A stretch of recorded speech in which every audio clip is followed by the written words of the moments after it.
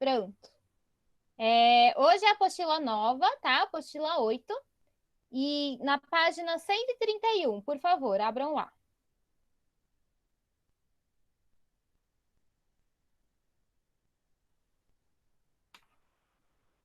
Então, hoje a gente vai fazer uma revisãozinha sobre algumas classes gramaticais, se der tempo, e vamos falar sobre poesia, tá bom? Na página 131, alguém quer ler?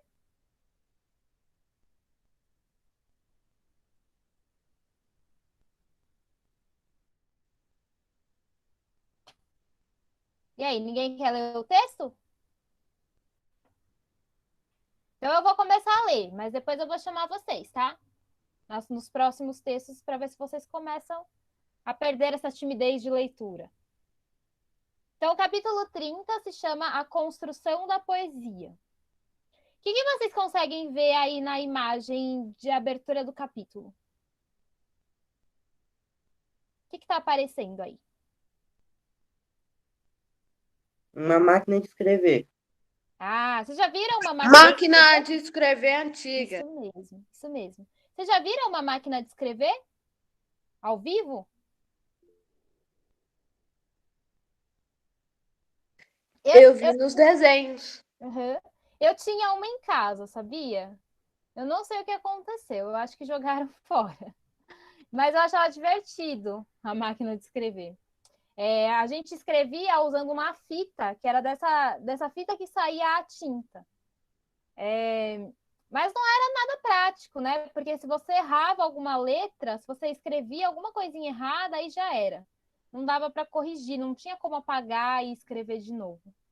Então, ela foi ótima para quem quis começar a escrever, a publicar coisas, mas ela tinha esses detalhes também. Assim, se você errava, já era. Bom, vou ler aqui o texto, tá bom? O que uma foto pode significar? A maioria das obras de arte, quer visuais, quer escritas, tem como ponto de partida o fazer artístico. Mas, como tudo que existe, somente a vontade do homem de fazer não é o suficiente. Por que vocês acham que somente a vontade do homem de fazer arte não basta? O que falta para além da vontade de fazer? Prática. Prática, muito bem, né? O que mais?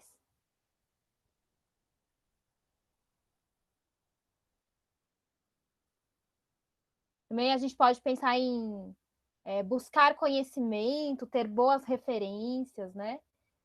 Principalmente para as pessoas que querem fazer arte, em quem elas se inspiram, né? Quem para elas é o mestre naquilo que faz? Por exemplo, se eu gosto de pintar, em qual pintor eu me inspiro, por exemplo? Quem para mim é o mestre, o melhor de todos? Então, assim, também buscar conhecimento, buscar referência também nos auxilia. Então, não basta a gente só querer fazer, né? A gente precisa praticar, como bem disse o Nicolas, precisa buscar se aperfeiçoar também. É preciso construir o conhecimento sobre o assunto e obter ferramentas para a execução do projeto. Assim, para construir a famosa Grande Muralha da China, foram necessários conhecimentos reunidos de diversas áreas, como engenharia, defesa militar, geografia, geologia, matemática e muitas outras coisas. Então, assim, para construir a Grande Muralha da China, não basta o querer, né? Eu preciso ter a técnica e o conhecimento por trás para conseguir construir aquilo. Porque se eu faço de qualquer jeito, a muralha desaba, né? A muralha não vai durar nada, ela pode desabar. Assim, também é a poesia. Vocês já pararam para pensar que a poesia é a mesma coisa? A mesma coisa do que para você construir uma muralha, por exemplo? O que vocês acham que, segundo a apostila, é a mesma coisa? É semelhante? Bom dia, Dan. Tudo bem?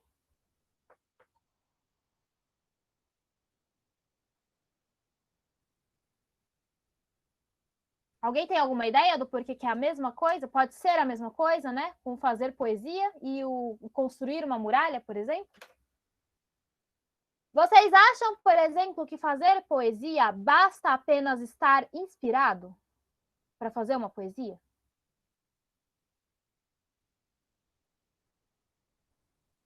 Eu já ouvi muitas pessoas falando assim, não estou conseguindo escrever porque eu não estou inspirado. Vocês acham que é por causa disso que a pessoa geralmente não está conseguindo escrever? Ou tem algo a mais aí que está faltando? Para a escrita também é a mesma coisa do que para você construir qualquer outra coisa, qualquer outro saber. Para você escrever, você também precisa praticar, você também precisa ler muito, você também precisa ter a técnica, conhecer o que há por trás da escrita, né? Não basta a gente ter inspiração, só a inspiração não basta. Porque a gente, quando estuda poesia, a gente vê que tem todo o pensamento ali por trás que foi desenvolvido pelo autor. Não é simplesmente pegar o lápis e a caneta, sair escrevendo. Tem também toda uma reflexão por trás do porquê que eu estou fazendo aquilo, como eu estou fazendo aquilo, tá? Pode falar, Nicolas. Você já falou, não precisa falar, não. Uhum. Claro que se eu quero escrever, se eu quero começar a escrever, a melhor forma é pegar a minha caneta, pegar o meu papel e começar a escrever. É a melhor maneira. Mas, assim, chegar num aperfeiçoamento daquilo requer um estudo, requer um tempo de dedicação, requer uma prática, tá? Então, quanto mais a gente pratica, quanto mais a gente lê, quanto mais a gente observa a nossa prática, melhor a gente vai ficando naquilo que a gente está praticando. Então, claro, né, que é maravilhoso quando eu estou inspirada eu poder escrever ali. Mas se eu tornar isso um hábito, a minha escrita ela não vai depender da minha inspiração, né? Quanto mais eu praticar, menos a escrita vai depender de se eu estou inspirado ou não. E mais vai depender da minha própria habilidade de criar. Tudo bem? Então, né, assim também é a poesia. Exige esforço, concentração e um bom domínio de seu instrumento de trabalho, que é a língua. Então, para escrever poesia, precisa dominar muito bem a sua língua, a língua da qual você está escrevendo. Nesse capítulo, vamos conhecer um pouquinho mais sobre o fazer poético, as maneiras como o poeta se exprime, o domínio da palavra e o conhecimento dos trâmites da língua portuguesa. Então, pode virar a página. Leia com atenção o texto abaixo. Em seguida, separe os principais momentos da poesia e divida-os com 3 de seus colegas para formar um jogral. Não se esqueça de que em alguns momentos todos devem ler o mesmo trecho juntos. Bom, isso nós não vamos fazer agora, né? Porque não dá para a gente separar em grupos. Mas eu vou ler a poesia e aí vocês vão prestando atenção assim nos significados que vocês vão conseguindo compreender dela. Então, a poesia se chama O Mundo do Menino Impossível. Vocês conseguem entender um duplo sentido nesse título? Tem 2 sentidos o título? Vocês conseguem enxergar ele? O mundo do menino impossível. O menino que é impossível, ou seja, um menino muito danado, ou é o mundo que é impossível? O mundo impossível do menino. Né? Então, a gente pode pensar também por esses 2 lados, né? Será que é o mundo que é impossível? O mundo criado pelo menino que é impossível? Ou é o menino que é impossível, que ele é muito danado? Tá? Vamos ler, então, e descobrir. Fim da tarde, boquinha da noite. Com as primeiras estrelas e os derradeiros sinos. Entre as estrelas e lá detrás da igreja surge a lua cheia para chorar com os poetas. E vão dormir as 2 coisas novas desse mundo, o sol e os meninos.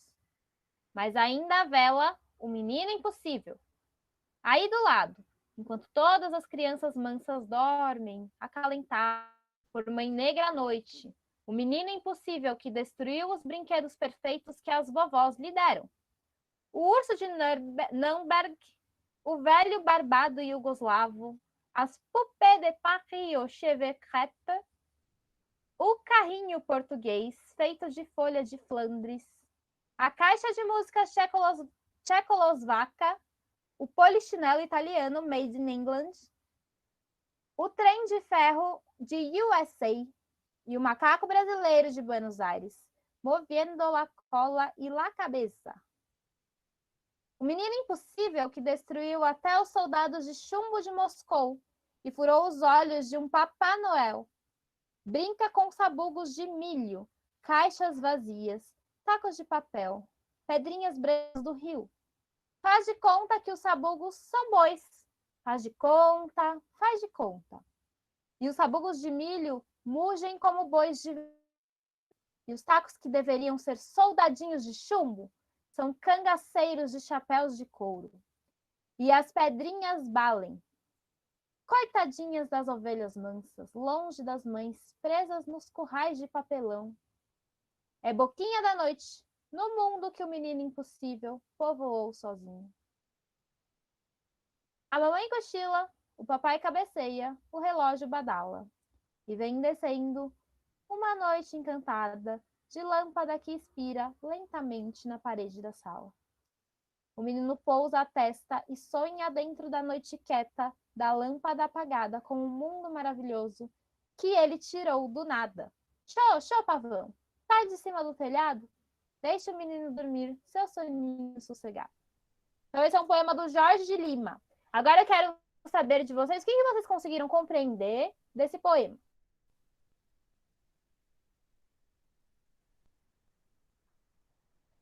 Vamos lá. Não precisa explicar tudo, né? Mas algumas partes do que vocês conseguiram compreender.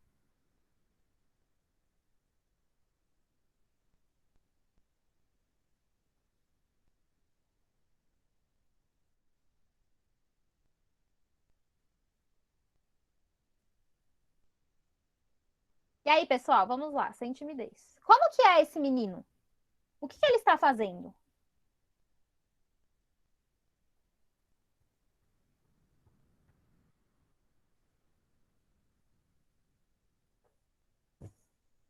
O que esse menino está fazendo aí?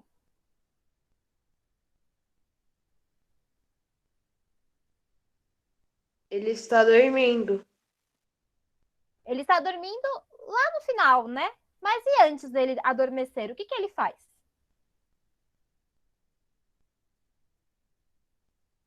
Bom, então eu vou ler de novo com vocês, trecho por trecho, para a gente ir compreendendo melhor. Já que ninguém está falando, então estou supondo que vocês não compreenderam o poema. Então vou ler de novo. Ó, fim da tarde, boquinha da noite, com as primeiras estrelas e os derradeiros sinos. O que está acontecendo aí? Em que momento do dia que nós estamos?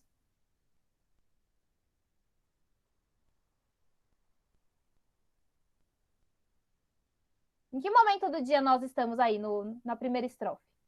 Noite.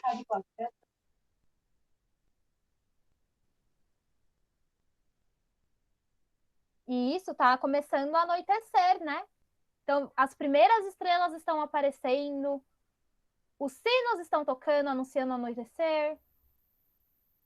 Entre as estrelas e lá de trás da igreja surge a lua cheia para chorar com os poetas. Por que diz que a lua... Qual que é a relação entre a lua cheia e os poetas? Vocês sabem dizer? É porque geralmente Inspira a lua, eles. ela é vista como inspiração para aqueles que escrevem.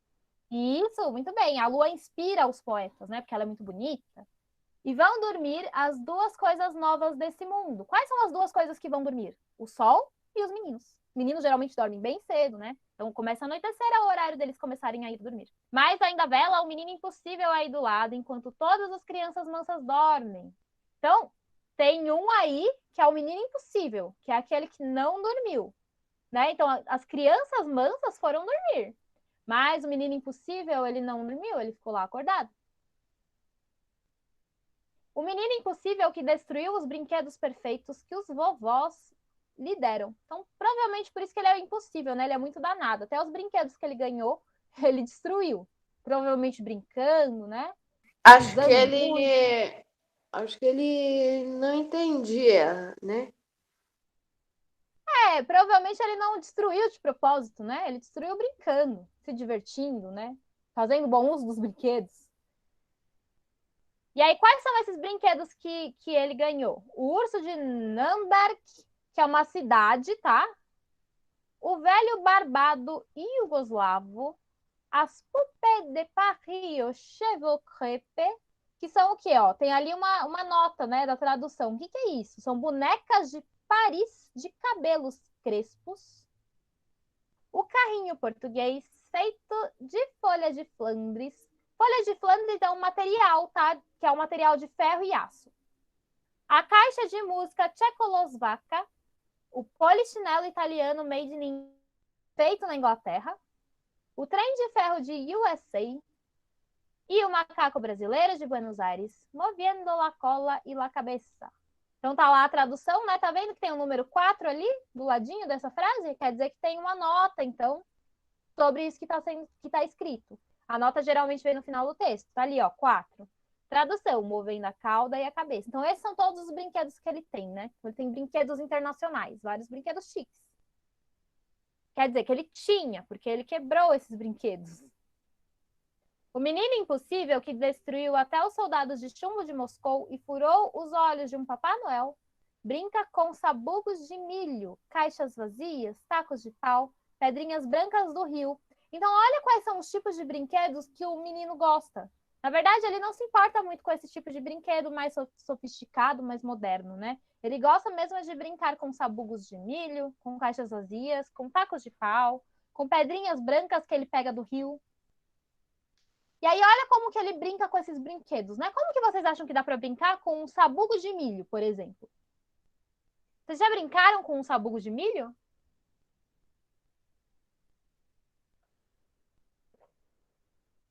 Não, eu nem conheço. Como é que é isso? O sabugo do milho é o próprio milho. Você já reparou que o milho, ele tem como se fosse uma roupinha que enrola ele? Quando você vai comer milho, você tem que descascar ele daquelas folhinhas que envolvem ele. Nessas folhinhas tem como se fossem uns cabelinhos, né? Que saem dele. E aí, muitas pessoas antigamente pegavam os sabugos de milho e faziam bonecos com esses sabugos de milho.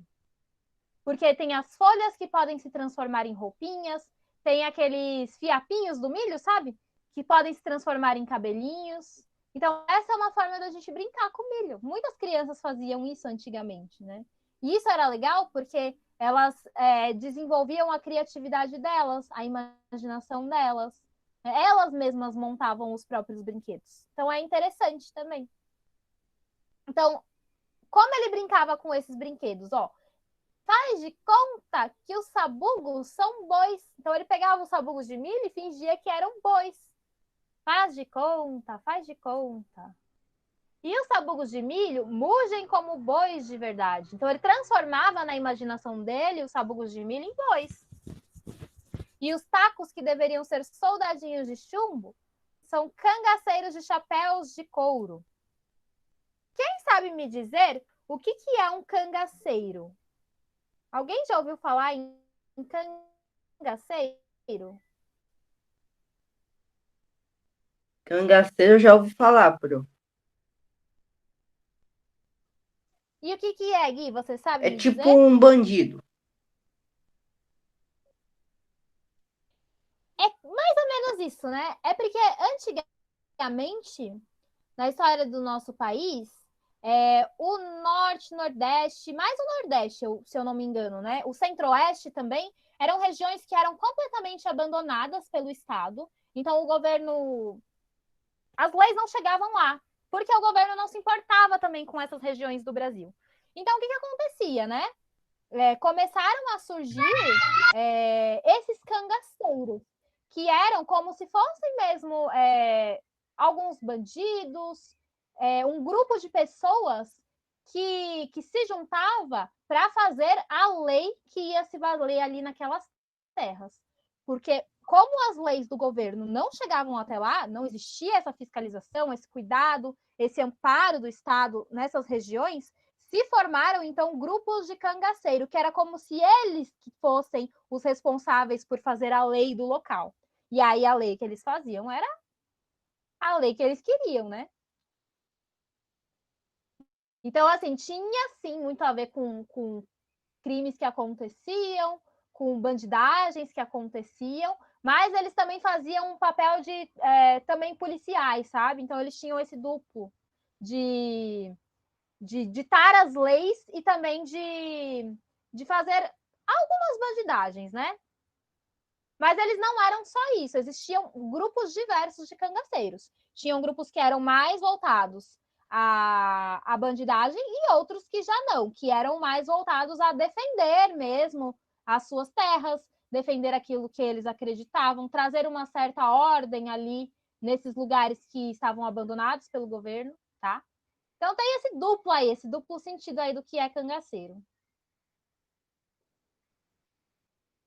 Qual é a página? Página 132. A gente está lendo um poema, tá bom? É Davi, né, que chegou? Sim. Sim, a gente está lendo um poema, tá? Na página 132 da apostila 8. Então, o que ele fazia? Ele pegava, né, também esses tacos de pau e fingia que eram cangaceiros com seus chapéus de couro, né? Eles usavam muito couro, era uma vestimenta bem característica deles. E as pedrinhas balem, coitadinhas das ovelhas mansas, longe das mães, presas nos currais de papelão. É boquinha da noite, no mundo que o menino impossível povoou sozinho. O que quer dizer esse mundo que o menino povoou sozinho? Que mundo é esse? Por que está dizendo que o menino povoou o mundo?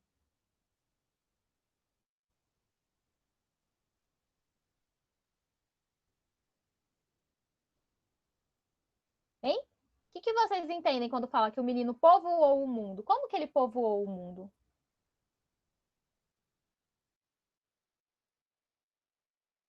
Aumento da população?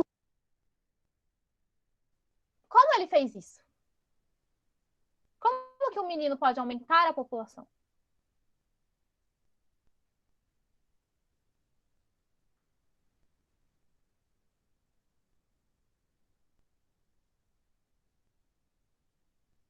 Através da imaginação dele, né?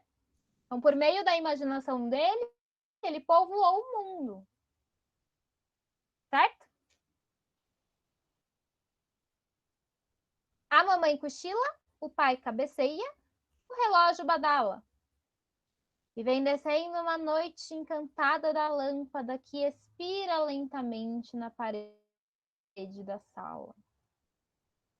O que quer dizer esse trecho aí? Vem descendo uma noite encantada da lâmpada que expira lentamente na parede da sala. O que isso quer dizer?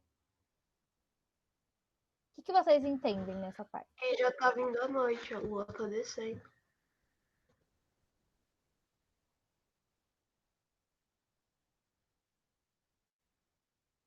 A noite já estava ali, né? Já tinha chegado a noite. O menino tá brincando no meio da noite, né? Enquanto todos dormem, ele tá brincando ali. Acho que, na verdade, nesse trecho, é uma sugestão, né? Pode ser que o sono esteja chegando para o menino. Então, tá chegando sono nele, ele tá começando a ficar sonolento. O menino pousa a testa e sonha dentro da noite quieta da lâmpada apagada, com o mundo maravilhoso que ele tirou do nada. Então, ele finalmente adormeceu. E agora ele vai começar a sonhar com todo aquele mundo maravilhoso que ele cria dentro da imaginação dele. Xoxô, pavão, sai de cima do telhado, deixa o menino dormir seu soninho sossegado.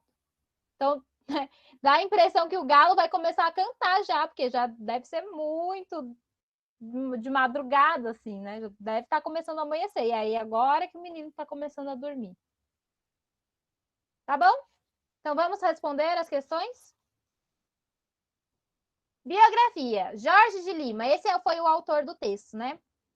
Autor do texto. 2. Complete a biografia de Jorge de Lima, substituindo as locuções por um único termo. Exemplo, aquele que escreve, ao invés da gente escrever tudo isso, né? Aquele que escreve, a gente substitui por uma palavra só. Quem que é aquele que escreve? É o escritor, tá? Então a gente vai ter um grupo de palavras aí que está significando, trazendo um significado, e a gente vai substituir esse grupo de palavras por uma única palavra só que represente aquilo que está sendo dito, tá? Então, a primeira coisa que, ó, aí tem ali, né, o número. 1, natural de Alagoas, 2, escritor de poesias, etc. Então, a gente vai ver como que a gente vai encaixar isso no texto. Ó, formado em medicina no Rio de Janeiro, aí tem o número 1 aí.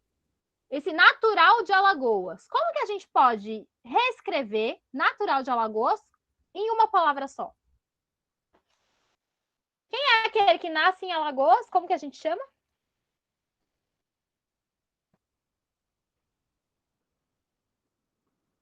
Como que chama quem nasce em Alagoas? Alagoano. Muito bem. Então, aí no 1, a gente preenche com alagoano.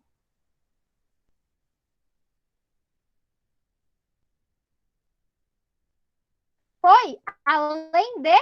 Aí tem ali o número 2, né? Escritor de poesias. Como que a gente pode substituir escritor de poesias por uma palavra só? Ele foi, além de...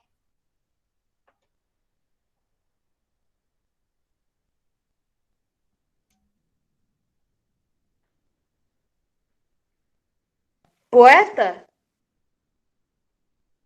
Poeta, muito bem. Então, escrevam poeta aí. Aí tem uma vírgula, o número 3, né? O número 3 é escritor de romances. Como que chama aquele que é o escritor de romances? Vocês sabem esse nome? Não sei se vocês conhecem. Escritor de poesia é o poeta. O escritor de romance é o quê?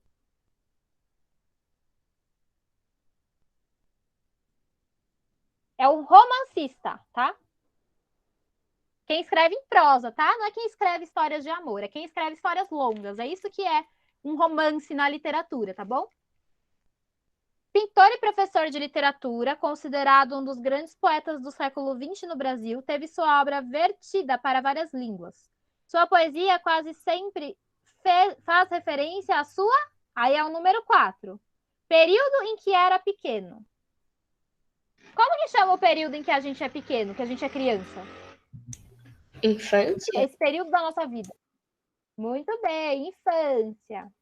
Então, sua poesia quase sempre faz referência à sua infância e a sua, é o número 5, condição de jovem. Depois da infância, vem o quê? Que fase da nossa vida? Juventude. Muito bem, juventude.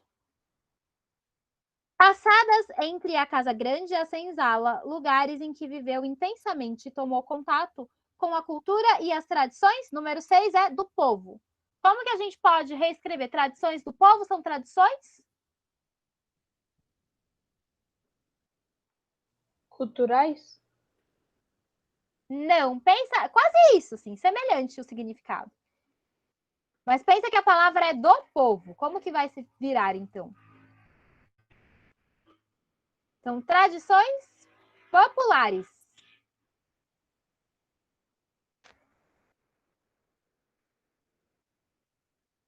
Tudo bem? Ali aí embaixo nós temos um quadradinho que está escrito assim, oralidade. Alguém sabe dizer o que é oralidade?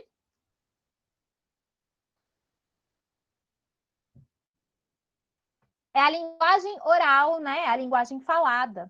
Reparem que a linguagem escrita e a linguagem falada são diferentes. Por exemplo, quando eu estou falando, eu não coloco vírgulas, né? Eu não coloco ponto de exclamação, eu não coloco ponto de interrogação. Como que eu faço para demarcar tudo isso, esse tipo de pontuação? É através da entonação da minha voz. Então, eu sei que eu estou fazendo uma pergunta porque eu entono a minha voz de uma forma que dê a entender que eu estou perguntando, né? Eu sei que eu poderia ter uma vírgula ali, porque eu faço uma pausa na hora que eu estou falando. Então, a linguagem oral e a linguagem escrita, coisas diferentes. Tenham isso em mente, tá? A gente não fala da mesma forma que a gente escreve. A gente usa mecanismos diferentes para fala e mecanismos diferentes para escrita. Então, vamos ler. Reconte o poema de Jorge de Lima para o par que o seu professor designou. Utilize palavras que você usa no seu cotidiano.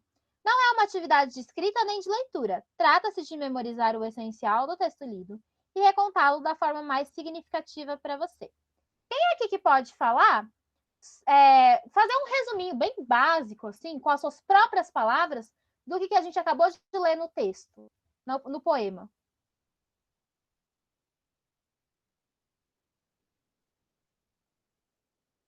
Quem que pode fazer um resuminho aí? Tem que ser falado, tá?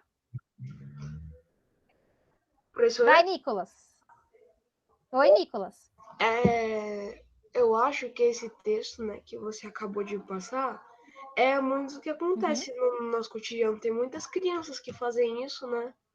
Vai dormir bem tarde e fica brincando. Nessa geração já ficou mexendo no celular, né? Mas acho que antigamente era assim, né? Ficavam brincando à noite. Porque minha mãe me Sim, e falava, o que que a menina fica... Pode porque minha mãe me continuar, falava que à noite pode eles falar. saíam para brincar na época dela. Eles saíam para brincar lá na rua, porque não tinha perigo, essas coisas. Uhum. Isso. Você reparou que quando você estava me contando, você falou assim, né? Outra, tipo essas coisas. Você reparou que você falou mais ou menos assim? Uhum.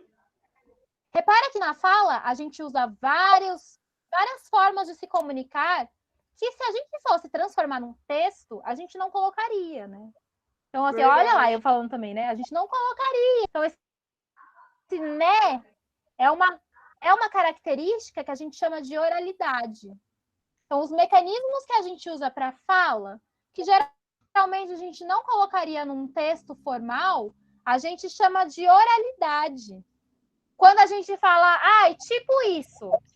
Tipo, quando eu fui na casa da minha avó, eu encontrei um sabugo de milho.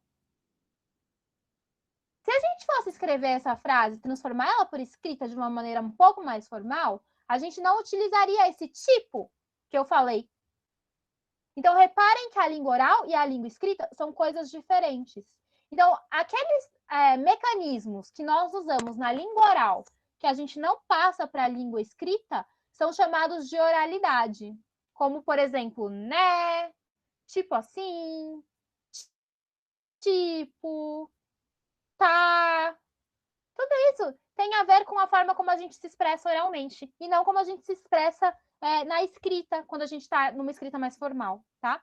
No WhatsApp a gente escreve assim, né? A gente coloca o né, o tipo, a gente coloca. Por quê? Porque o WhatsApp ele está tentando se aproximar, bem parecido da forma como a gente fala, né? Por isso que no WhatsApp dá tanto problema de interpretação. Vocês já tiveram alguma discussão no WhatsApp porque a pessoa entendeu que você estava falando de uma forma muito grosseira, e na verdade você só estava falando normal, assim, você não queria ser grosso. E a pessoa, na hora que leu assim, entendeu de uma forma completamente diferente daquilo que você estava querendo dizer? Já aconteceu isso com vocês no WhatsApp? E eu já achei que estavam sendo grosso comigo. E na verdade a pessoa nem estava, né? Ela poderia estar falando normalmente. Então isso acontece muito no WhatsApp, por quê? Porque a gente tenta imitar ali a forma como a gente fala na escrita, né? E assim, a forma como a gente. E a língua escrita e a língua falada são coisas diferentes. Então, por isso que pode acontecer algum problema de interpretação.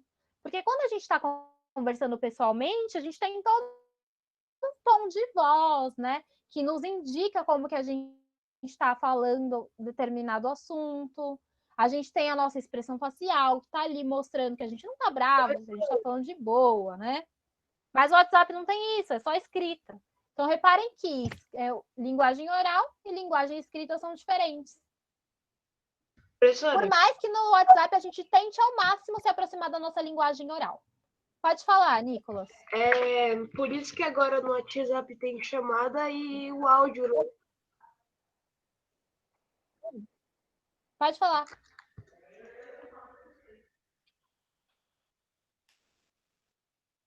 Né, as pessoas, parece que a gente está ainda mais próximo quando a gente fala por áudio ou por vídeo, tá?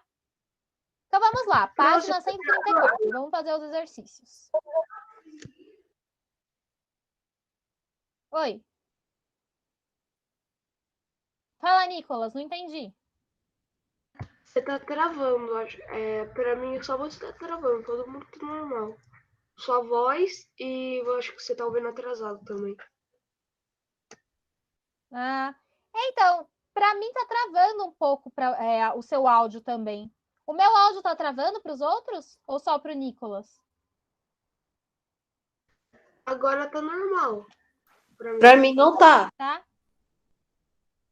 Não? Eu acho que o que tá travando pode ser que seja o seu computador, Nicolas. Porque para mim, o seu áudio às vezes trava também. Bom, mas vamos continuar. Página 134. Considere o poema O Mundo do Menino Impossível para responder as questões 1 a 13. Nas questões 1 a 4, assinale a alternativa correta. 1. Em Fim de Tarde, Boquinha da Noite, o autor dá uma referência temporal, então de quando está acontecendo a história. B. Determina com exatidão o momento. Ou C. Determina o local em que acontece a ação. Qual que é a certa? Muito bem. Então dá uma referência temporal, né? Tá indicando o tempo em que se passa a história. Que é no fim da tarde, na boquinha da noite, chegando o anoitecer, né? Então, letra A. 2. O termo que melhor define os versos 2 e 3 é? Então vamos ver os versos 2 e 3. É o segundo e o terceiro verso. Verso é a linha do poema, tá? Então, versos 2 e 3. Com as primeiras estrelas e os derradeiros sinos. Anoitecer. Isso, anoitece, né? Muito bem. Tá indicando o quê, né? As estrelas estão saindo, os sinos estão tocando, tá indicando que tá anoitecendo.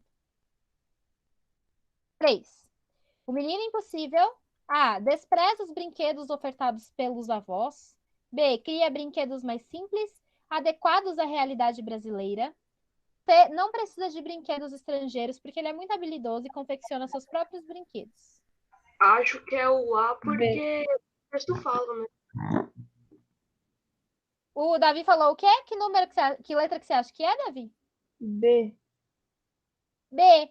Não necessariamente ele despreza os brinquedos, né, dos avós. Na verdade, ele só acaba quebrando os brinquedos. Né? Ele acaba destruindo, ele vai criando outras coisas, né?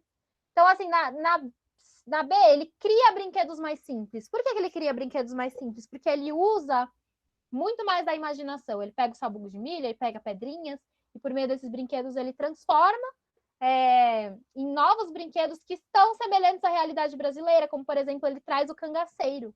Para muitos, o cangaceiro ele não é visto como um bandido, ele é visto como um herói, porque ele consegue também trazer ordem ali naquela bagunça que estava o Nordeste nessa época que estava totalmente sem lei, totalmente desamparado pelo Estado. O que acontecia nessa época no Nordeste, né? Só para pontuar um pouco mais para vocês sobre o que é o cangaceiro, para vocês terem um pouco mais de clareza da importância que era essa figura no Nordeste. Como não havia lei, o que acontecia? Os mais ricos, que eram aquelas pessoas que tinham condição financeira de ter como se fosse pessoas que cuidassem das terras deles, né, que tinham dinheiro para bancar um policial, por exemplo, que defendesse as terras, eles tomaram a terra de todo mundo. Então, as pessoas que eram mais ricas pegaram as terras e desapropriaram as pessoas mais pobres, que acabaram ficando sem terra nenhuma para plantar. Naquela época, as pessoas viviam da plantação, do alimento da terra que elas mesmas produziam. Então, o que acontecia? Os grandes latifundiários, que eram essas pessoas que tinham dinheiro para ter terras, elas que ditavam o que ia acontecer. Em tudo ali. Então, assim, as pessoas mais pobres, que não tinham condições de se sustentar, elas ficavam totalmente dependentes desses grandes latifundiários. E muitas vezes os cangaceiros eram aqueles que brigavam, que enfrentavam aqueles grandes latifundiários para que tivesse um balanceamento um pouco melhor ali dessa divisão de terras, dessa exploração do trabalho, né? Então, assim, claro que existiam grupos cangaceiros que estavam ligados ao bandidismo, a roubos, a assassinatos, mas também existe esse outro lado, assim, né? Do porquê que eles faziam isso muitas vezes, né? Muitos deles também estavam ali para bater de frente com esse grupo também que estava abusando do poder, digamos assim, né? Abusando do poder financeiro que eles tinham. Então tem esses dois lados, assim, né? Então, para alguns, o cangaceiro ele pode ser até visto de uma forma bem mais positiva do que um mero bandido, né? Não é somente isso, sabe? A questão é bem mais complexa. Então, assim, por exemplo, ele, em vez de brincar de soldadinhos, ele brincava de cangaceiros, porque era a realidade dele. Ele conhecia o cangaceiro, ele não conhece o soldado, ele conhece o cangaceiro que está ali. que ele está vendo na realidade. Então, por isso que está mais próximo à realidade brasileira. Tá bom? Ficou claro para vocês?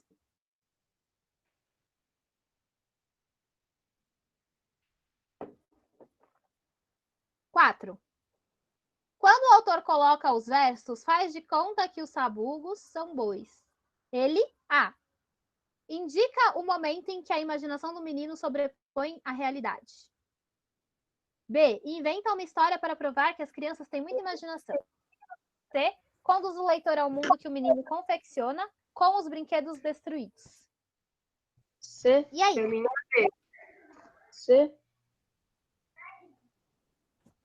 Pode até B. ser, mas o intuito principal é a letra A, que indica o momento em que a imaginação do menino sobrepõe-se à realidade. Então, está indicando que o menino ele esquece da realidade dele. Ele esquece do mundo real. Ele embarca tão forte na imaginação dele que ele esquece que aquilo é inventado. Tudo bem? Então, é a letra A.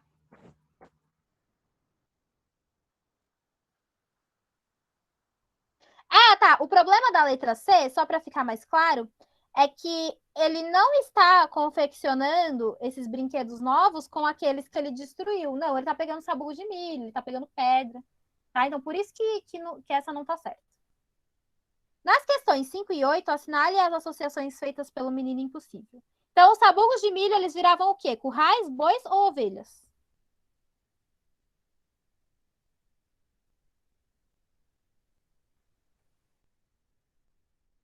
O que eram os sabugos? Boi. Bois, muito bem.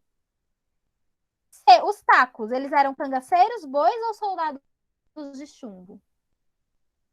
Soldados de chumbo. Não. O que eram os tacos? Cangaceiros. Isso, os cangaceiros. Pedrinhas, eram ovelhas, cangaceiros ou currais? Currais. Não. O que eram as pedrinhas? Bois. Também não. Ovelhas? Ovelha. Ovelhas, eram ovelhas, né? Então, a 6 ficou A 7. A também. E a 8 também ficou letra A. Tudo A. 9. Na sua opinião, o que querem dizer os seguintes versos? E vem descendo uma noite encantada da lâmpada que expira lentamente na parede da sala. Como que vocês interpretam esses versos?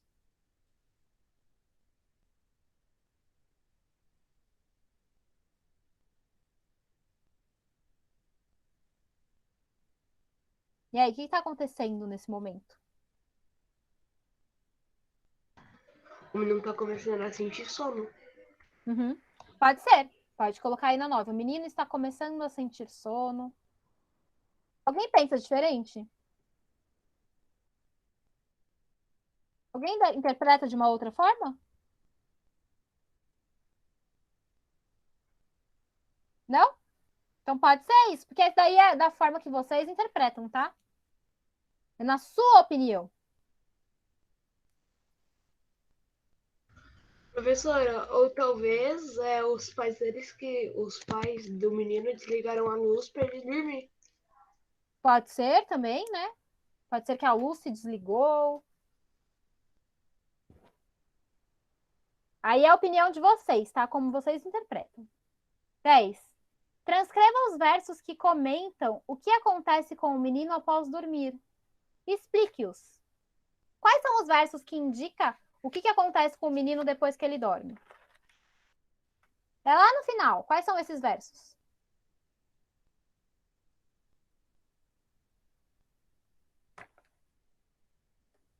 Sossegado.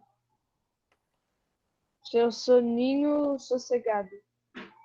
Uhum, tem essa também, né? Mas o que acontece quando ele dorme?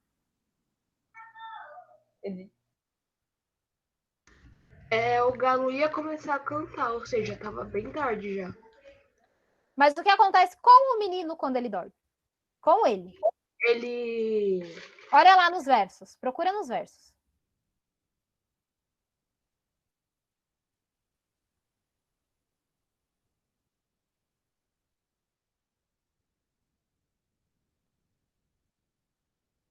Ele sonha. E Ele sonha. sonha. Muito bem. Onde você leu isso, Enzo?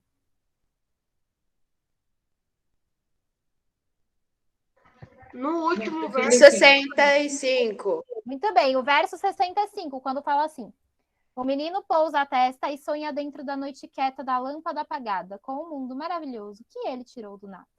Não é isso que acontece, tá? Então vocês vão colocar assim, ó. Oi, Nicolas. O 70 também fala que ele tá sonhando.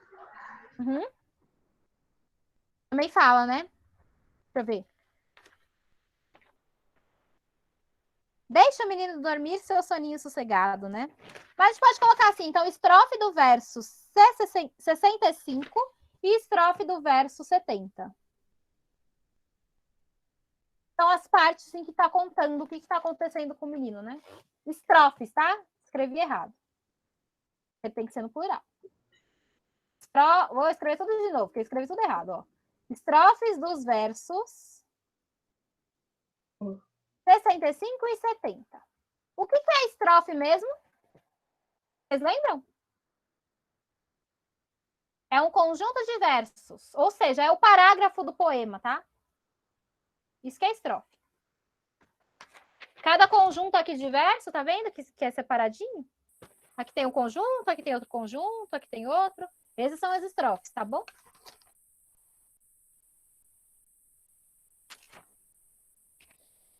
Onze. Qual a semelhança entre o mundo real e o mundo imaginário? O que tem de comum entre o mundo imaginário e o mundo real? Que você tá no sonho? Não, do menino.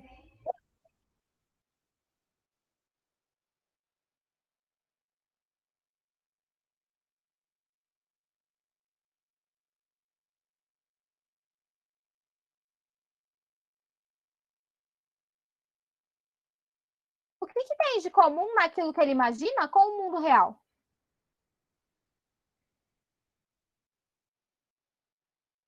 Pessoas. Que pessoas? O que tem na imaginação do menino, nas brincadeiras dele, que tem a ver com o mundo real? Brinquedos. Não, mas na imaginação dele, o que os brinquedos representam?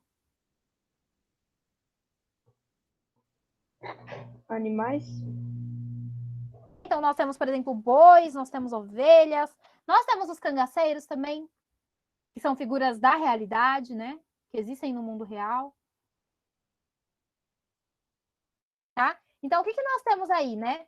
Nós temos a semelhança que está nos itens que compõem tanto o mundo real quanto o mundo imaginário. Como os sabucos que se tornam bois. Bois é algo que é da nossa realidade, né? Tá na imaginação do menino, mas é algo do real, né? É diferente, por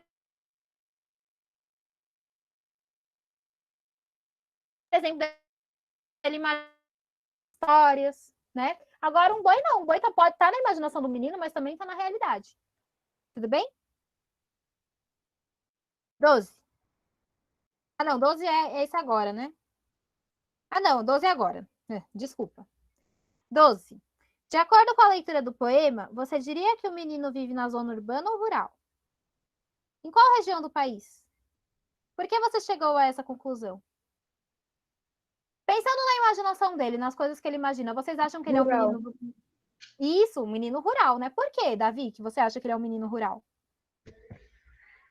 Por conta dos brinquedos. Né? Uhum. Mas na imaginação dele, pensando na imaginação dele.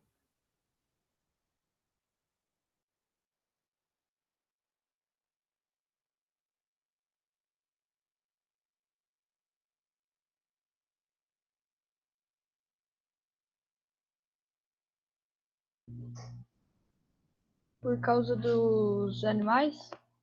Por causa dos animais que ele imagina, né? Então tem a questão dos brinquedos serem simples, então ele brinca com sabugo de milho, com pedrinhas que ele pega do rio, né? Então dá para imaginar que ele está num ambiente rural também. E esses brinquedos, eles se transformam em elementos que estão mais próximos da realidade dele, como animais, são bois, ovelhas, tem o cangaceiro também. O cangaceiro, ele é uma figura que aparece geralmente em quais regiões do país?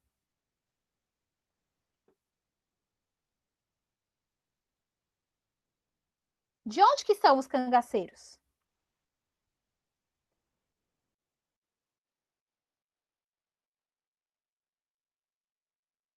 Oi, professora. Qual região que são os cangaceiros? No norte? Mais no Nordeste, na verdade, tá? No Nordeste. Então, é por isso que a gente imagina que ele está mesmo no meio rural. Então, ele está no meio rural. A região do país provavelmente é do Nordeste. E aí a justificativa. Porque ele brinca com sabugos de milho, caixas, pedrinhas, imaginando que são cangaceiros, ovelhas e currais. Tudo bem?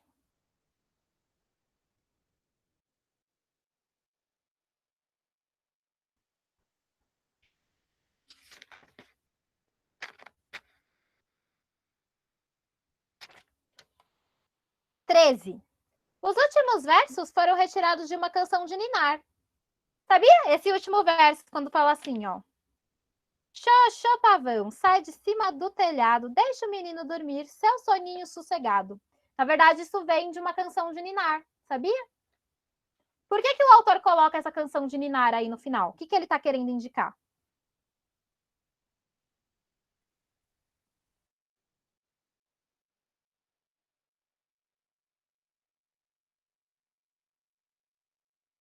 Por que ele coloca uma canção de Ninar no final? Qual é o objetivo?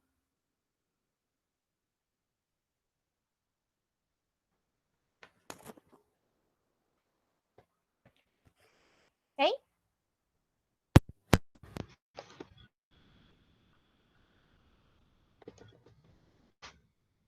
É para indicar que o menino está dormindo, né? Por isso que ele coloca uma canção de Ninar no final.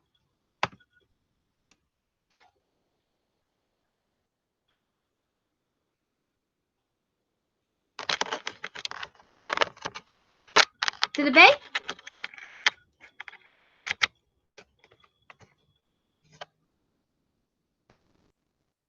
Vocês estão me ouvindo? Sim, pro. Tá. Então escrevam aí, que aí a gente já vai fazer a próxima página, tá bom? Dá uns minutinhos pra vocês terminarem de escrever.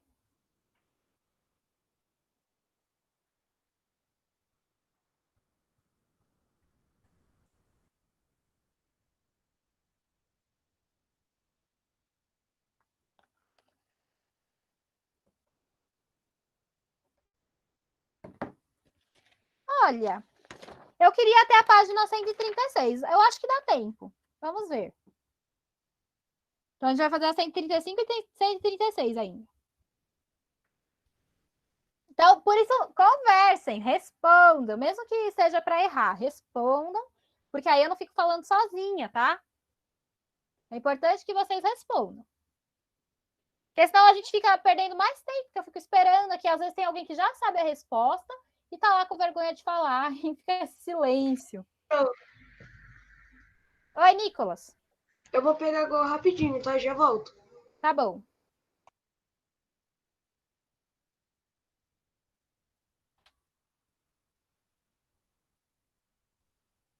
Cadê o Daniel Santana? Saiu?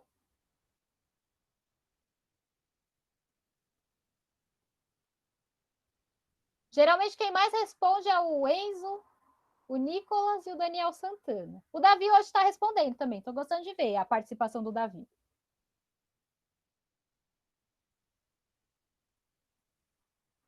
Mas aí eu quero que todos participem, tá? Mesmo que vocês chutem, né? Que vocês tentem.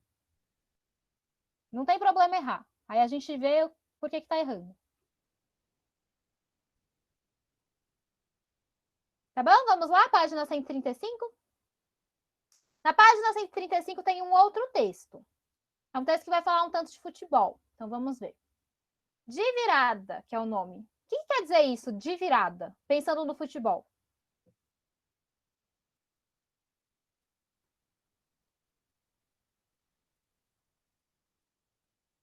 Quem aqui gosta de futebol?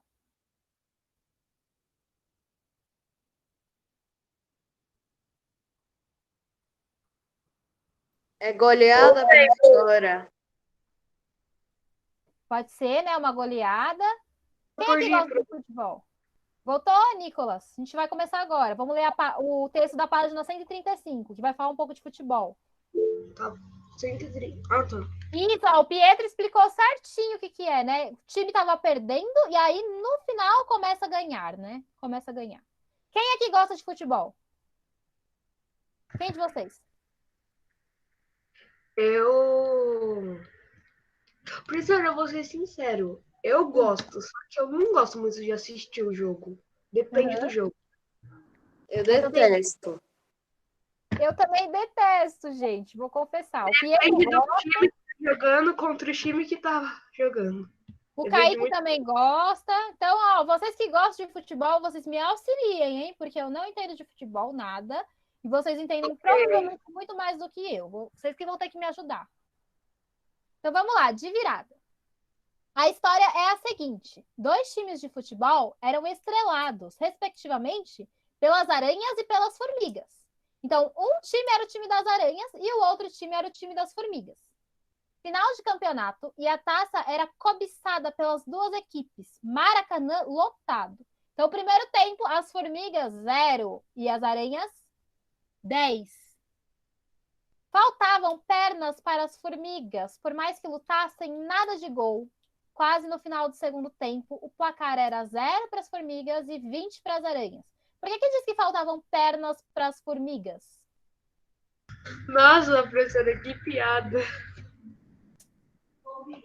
Que É quer porque dizer? as aranhas têm 8 pernas e as formigas têm. Tem menos, né?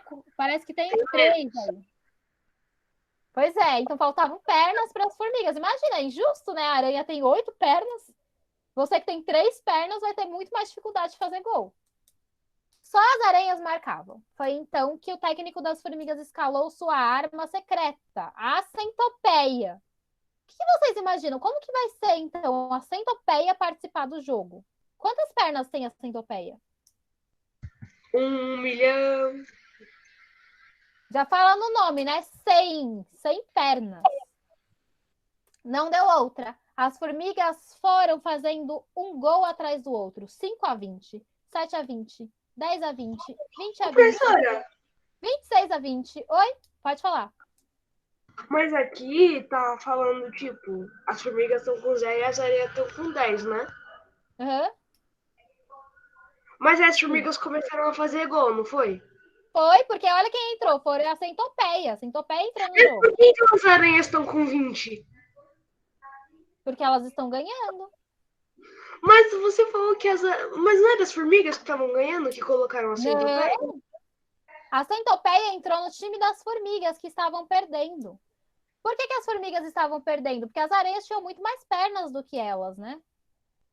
Então, com certeza, elas são melhores. Mas eu não tô entendendo que. Ah, tá, não. Nada, gente. Ô, Entendeu? Pro, Oi, Gui. é só colocar a centopeia deitada no gol que nenhuma bola entra. Pois é, imagina, né? Tantas pernas para defender a bola, não tem como. E aí elas viraram o jogo. Repórteres de campo, no final da partida, entrevistaram o técnico perguntando-lhe por que não colocar a centopeia desde o início da partida. O técnico explicou: ela é ainda muito criança e demora demais para amarrar as chuteiras. Por que ela demora para amarrar as chuteiras, a centopeia? Porque ela tem muitas Fica pernas. sem perna. Porque ela tem 100 pernas, né? Então, 100 chuteiras para amarrar aí, né? 1. Transcreva do texto os substantivos epicenos e seus respectivos artigos. E aí, o que é substantivo epiceno? Quem lembra? Os substantivos epicenos são aqueles que só têm um gênero. Ou seja, não tem 2 palavras, né? Não tem uma palavra para eles no masculino e uma palavra para eles no feminino. Como, por exemplo, gato, né? Tem gato no masculino e gata no feminino. Agora, os substantivos epicenos, eles não são assim. Por quê? Eles têm uma palavra só para designar ambos os sexos do animal. Então, por exemplo, se eu falo assim, capivara, né? Eu falo capivara macho e capivara fêmea. Isso é um substantivo epiceno, tudo bem? Quais são os substantivos epicenos aí desses animais que vocês enxergam?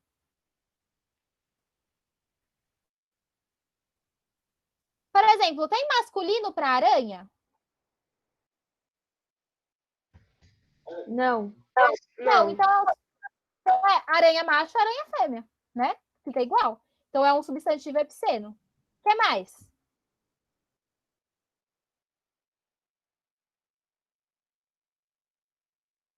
Tem mais dois animais. A centopeia? Uhum. Centopeia macho e centopeia fêmea. E a formiga? E a formiga, muito bem. Formiga macho, formiga fêmea. Então esses são os substantivos epicenos, tá? Que eles são comum, é a mesma palavra para os dois gêneros. A única coisa que vai mudar é que você vai colocar aranha macho, aranha fêmea. Formiga macho e formiga fêmea. Tudo bem? 2. Coloque na coluna da esquerda substantivos femininos e na coluna direita substantivos masculinos retirados do texto. Então, substantivos são palavras que dão nomes às coisas. Quais são os substantivos femininos que vocês conseguem encontrar? Centopeia? Centopeia. Não, centopeia não dá, né? Porque é comum de dois gêneros. Então não dá. Aí vai além dos animais, né? Ela.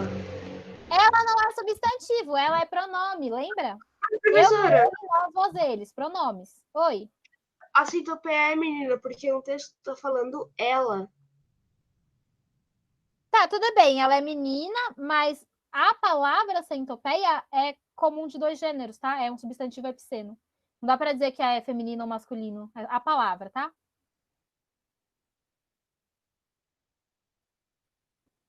Cobiçada é um adjetivo, é uma característica. Uma característica do quê? O que era cobiçada?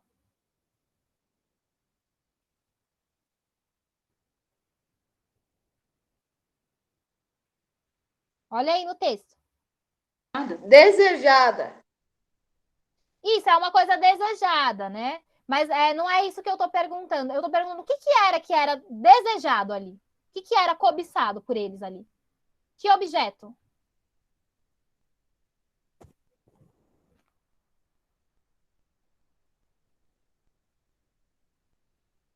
A taça. A taça. Taça é um substantivo, né? É o nome de um objeto. Todos os objetos são substantivos, por exemplo, né? Todos os animais são substantivos, tá? Tudo que dá nome às coisas são substantivos. Então, a taça é feminino ou masculino? Feminino. Feminino, então pode colocar aí na parte do feminino taça. O que foi, Nicolas? Arma? Arma, cadê? Pode, arma também. Então, feminino, taça, arma, o que mais?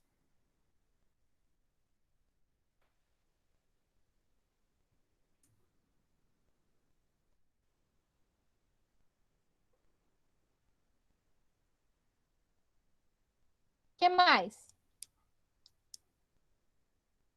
Pode ser masculino técnico? Sim, masculino. Eu ia falar agora. Então, pode colocar lá no masculino técnico. O que mais?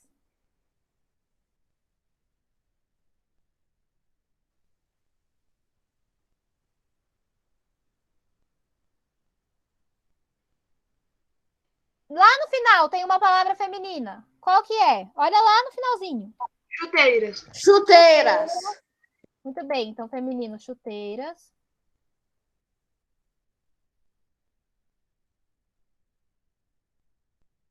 O que mais?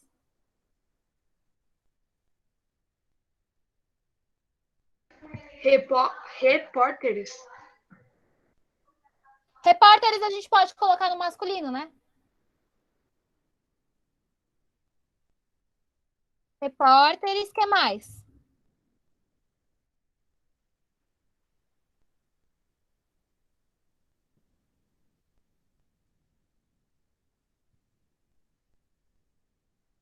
Lá no início do texto. Oi, Nicolas, não ouvi. Não ouvi ainda. Gol. Campo. Campo masculino, muito bem. Gol pode ser masculino também. No início da... Pode falar. História? História. História é feminino ou masculino? Feminino. Feminino, muito bem.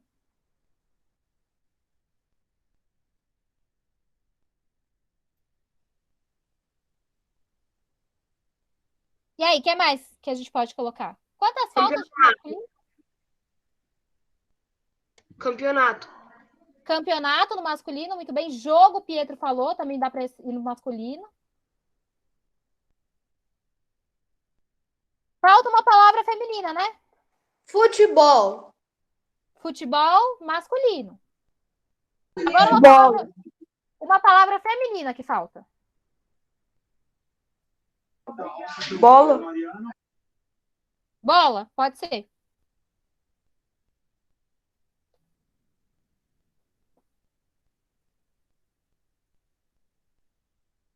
Tudo bem, então? Fechamos aí? 3. Grife os verbos que estão no presente do indicativo. Quais verbos que estão no presente que vocês conseguem encontrar? Tem um lá no final, na última fala tem um verbo que está no presente. Os verbos estão no presente. Quais são eles?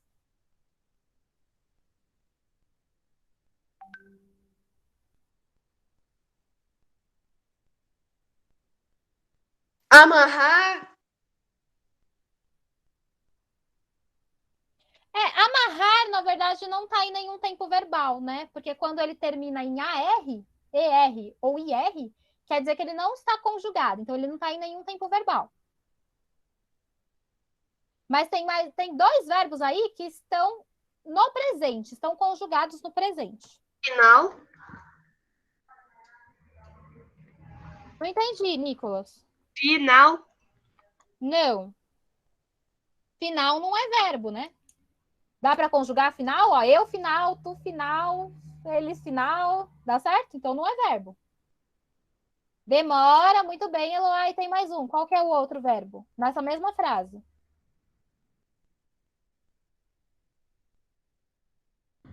Criança. Criança não é verbo. Ó, não dá para conjugar criança, né? Eu criança, tu crianças, ele criança, nós criançamos. Dá certo? Não é verbo. Para. Não. O outro verbo que está no presente é o verbo é, que é o do verbo ser. Eu sou, tu és, ele é. Presente aí, tá?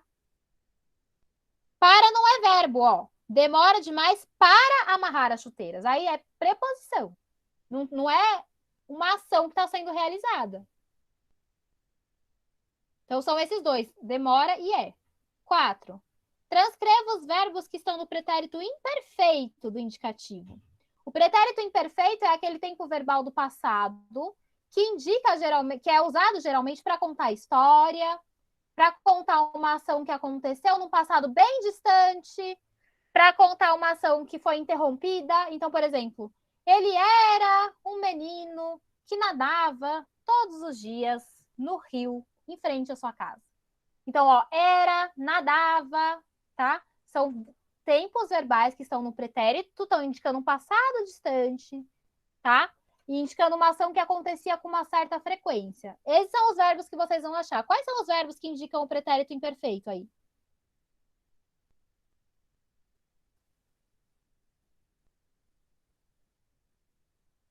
Procurem aí. Marcavam, muito bem.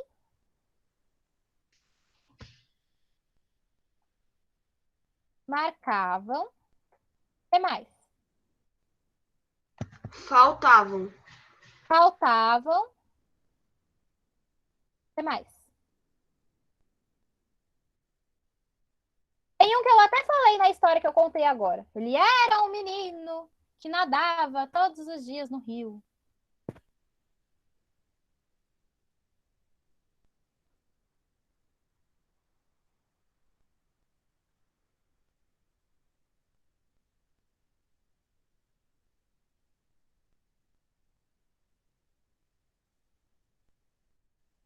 E aí, o que mais?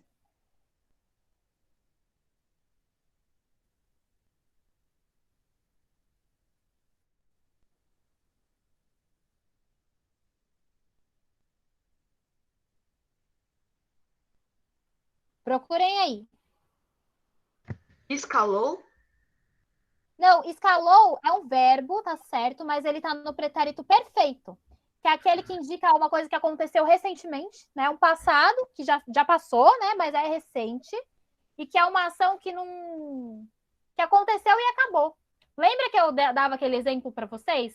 Qual é a diferença da frase? Ele nadava no rio quando era criança e ele nadou no rio quando era criança. Quando eu falo nadava, parece que aconteceu mais de uma vez, né? Era uma frequência, uma rotina. Agora, quando eu falo ele nadou, é uma ação que aconteceu uma vez e acabou. Então, esse é o pretérito perfeito. Aí, por isso que a gente não encaixa o escalou aí, porque ele está no pretérito perfeito. Vocês estão esquecendo do verbo ser, hein? Como que é o verbo ser no pretérito imperfeito? Eu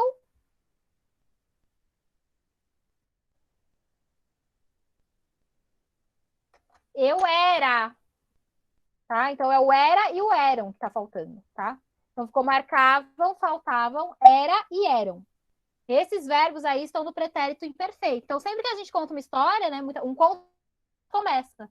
Era uma vez uma menina que morava com os pais, com a madrasta, né? Então morava, era, tudo pretérito imperfeito, tá? Verbos que são utilizados muitas vezes para contar histórias. 5.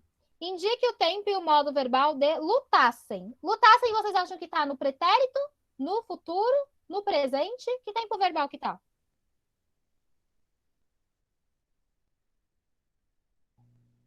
No passado. Está no passado. Só que esse é um passado que está indicando que é uma possibilidade, um desejo, algo que pode acontecer. Por exemplo, eu esperava que eles lutassem na guerra. É uma coisa que aconteceu? Nessa frase que eu tô falando? Eu esperava que eles lutassem na guerra?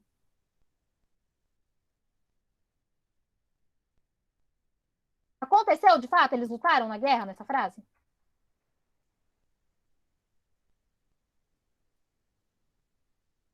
Hein? Pessoal, respondam. Sim ou não? Fala de novo, professora. Eu esperava que eles lutassem na guerra.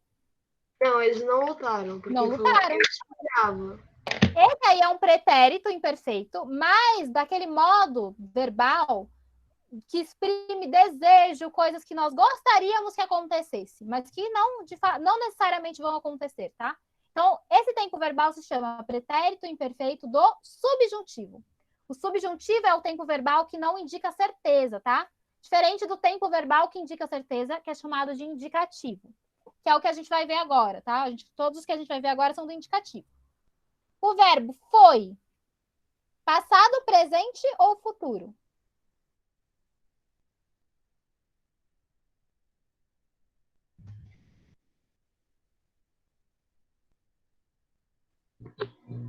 Passado. Passado. Vocês sabem dizer se é o pretérito perfeito ou pretérito imperfeito? Imperfeito? Não, o imperfeito seria era. Agora, ele foi é o pretérito perfeito, que indica uma coisa que aconteceu e acabou, tá bom? Então, aí é o pretérito perfeito. C. Escalou.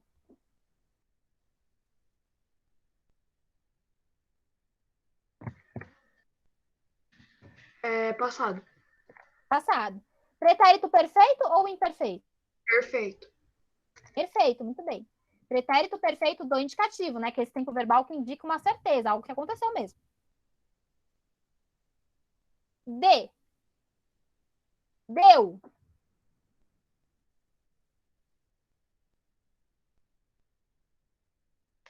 Passado. Passado. Pretérito perfeito ou imperfeito? Perfeito. Perfeito também. Também indica uma ação que aconteceu e acabou. Né? Aconteceu uma vez e acabou. Se fosse pretérito imperfeito, seria davam. Tá? E viraram. Passado. Passado. Perfeito ou imperfeito? Imperfeito. Oi? Oi? O que você falou? Imperfeito.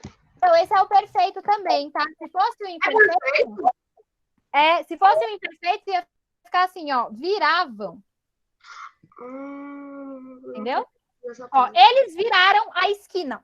Aconteceu uma vez no tempo, né? No passado, aconteceu uma vez. Eles viraram a esquina. Agora, se eu falo assim, quando eles eram criança, eles viravam a esquina para chegar à escola. Repara que indica uma coisa que acontece mais de uma vez, né? Indica uma rotina, uma frequência. Aí, assim que é o pretérito imperfeito. Então, aí, nesse caso, é pretérito perfeito. Agora, eu quero ver se vocês lembram desse. Esse é um pretérito diferente. É o colocara. Futuro. Não, não é o futuro. Se fosse futuro, teria um acento. Ia ser colocará. Presente. Mas tem um tempo verbal? Não, tem um tempo verbal do passado que é mais usado na escrita. Na fala, a gente não usa, não fala dessa forma. A gente fala assim, ó, tinha colocado. Tinha colocado é a mesma coisa que colocara, tá? Então é um passado. Qual que é esse pretérito? Esse se chama pretérito mais do que perfeito. Pretérito mais que perfeito, tá?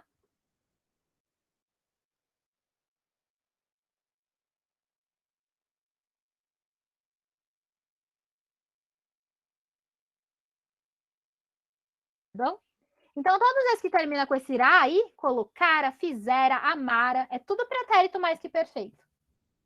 Eles indicam a mesma coisa que tinha colocado, tinha amado, tinha feito. É o mesmo sentido, tá bom?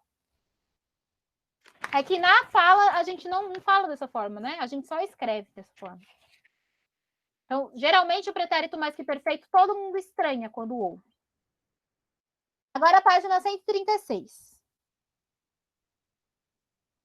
6. O numeral duas em a taça era cobiçada pelas duas equipes refere-se a qual termo? Duas o quê?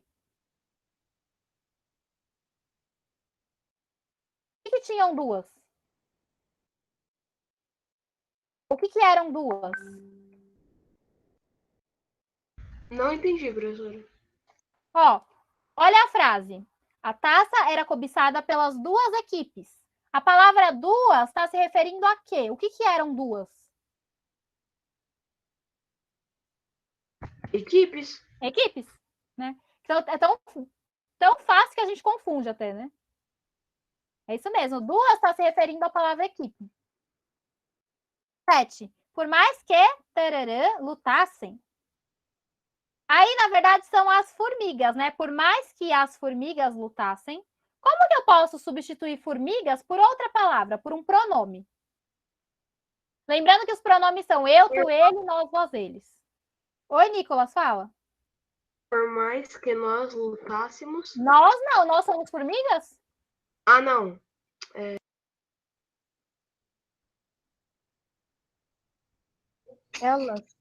Elas, por mais que elas lutassem. Muito bem. 8. O técnico das formigas escalou sua arma secreta? Fazendo as alterações necessárias, o pronome destacado pode ser substituído por dele ou dela? Justifique. Em vez de a gente escrever sua, a gente pode escrever dele ou dela nessa frase? Como que a gente escreveria? Substituindo por uma dessas duas. O técnico das formigas escalou dela a arma secreta. Mas a arma era do técnico, não era da formiga. Como que ficaria, então? Dele. O técnico das formigas escalou dele a arma secreta.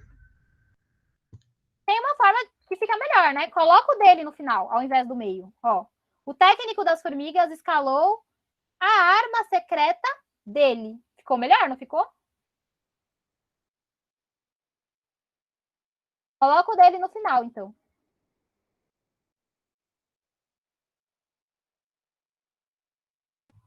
Lembrando que esse também é um pronome, né? Um pronome possessivo, indica posse. Indica a quem pertence a arma, ao técnico, tá?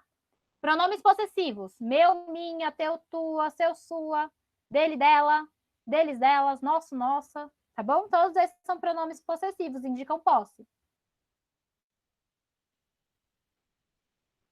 Bom,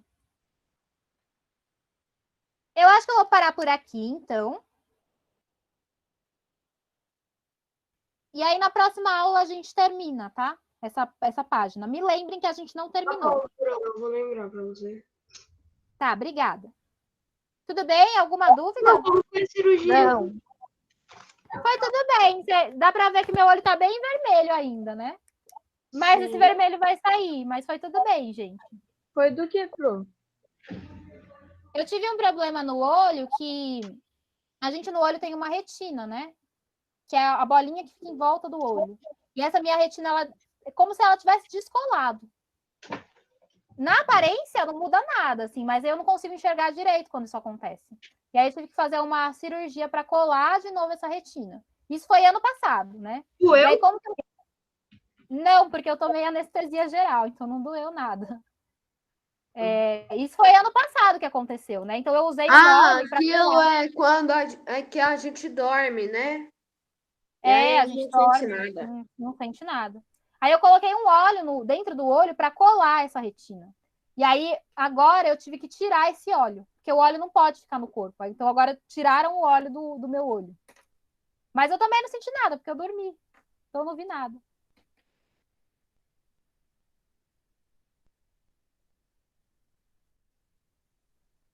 Tudo bem? Sim. Que bom, Pro. Foi tudo bem. Tá bom, então, pessoal? Vocês querem perguntar mais alguma coisa? Acho que não. Não? Então, tá bom. Então, acabou. Vou interromper aqui a gravação. Boa semana. Tchau, Fica boa com semana. Deus. Tchau, gente. Ô, Pro, Tchau, Pro. Tchau. Boa Tchau. semana.